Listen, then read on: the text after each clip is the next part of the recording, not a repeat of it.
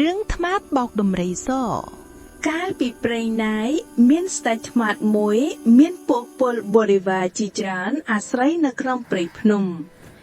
យប់មួយស្ដេចថ្មាតនោះដេកទៅយល់សុបិតឃើញថាបានចាប់ស្ដេចដំរីស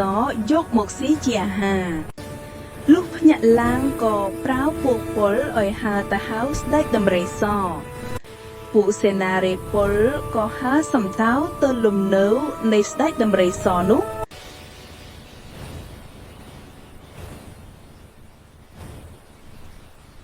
ដល់ហើយក៏ស្រែកហៅស្ដេចដំរីសថាបងដំរីម្ចាស់យើងឲ្យហៅបងដំរីឯងទៅឯលំនៅយើងយ៉ាងឆាប់ដោយម្ចាស់យើងយល់សប្តិថាបានស៊ីសាច់បងដំរីឯងដំរីឮដូច្នោះក៏ភ័យញាប់ញ័រឥតឧបមាយំបណ្ដើរលាប្រពន្ធកូននិងពលសេនាបណ្ដើរដើម្បីទៅតាមពលថ្មាតតាមបញ្ជារបស់ស្ដេចថ្មាតលុះមកដល់កណ្ដាលផ្លូវបានជួបនឹងសុភាទន្សាយ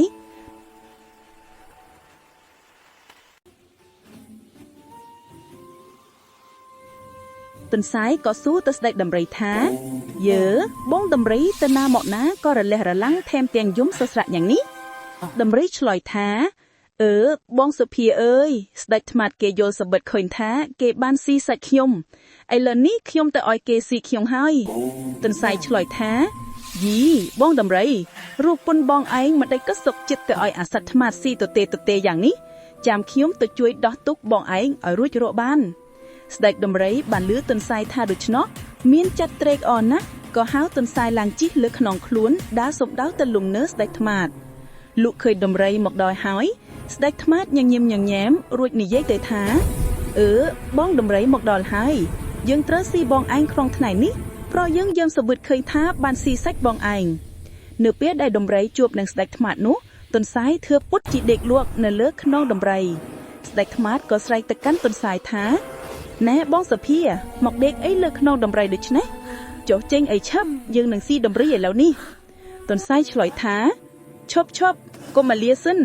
បងនិយាយជាមួយដំរីដូចម្ដេចខ្លះអង្បាញ់មិញយើងមិនបានស្ដាប់ព្រោះរវល់តែងងុយដេកពេកស្ដេចថ្មាតឆ្លើយថាយើងយកសប្តិឃើញថាស៊ីសាច់ដំរីទន្សាយថាមែនហើយអង្បាញ់មិញខ្ញុំដេកលក់មួយផាំងយល់សប្តិថាបានស្រឡាញ់ប្រពន្ធស្ដេចថ្មាតឯងស្ដេចថ្មាតឆ្លើយថាបងសុភាយើងមិនត្រូវការឲ្យប្រពន្ធយើងទៅបងសុភាឯងទេទន្សាយថាបើបងឯងមិនឲ្យការយកស្របុតរបស់បងថ្មាតឯងក៏ឥតបានការអ្វីដែរដំរីក៏ខ្ញុំមិនឲ្យបងថ្មាតស៊ីដូចគ្នាថ្មាតក៏ខានបានស៊ីសាច់ដំរីដោយច័ន្ទកលឧបមាសុភាទន្សាយ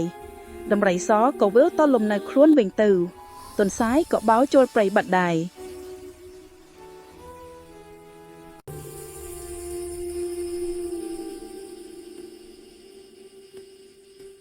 Thank you for watching. Subscribe and hit the bell for more video.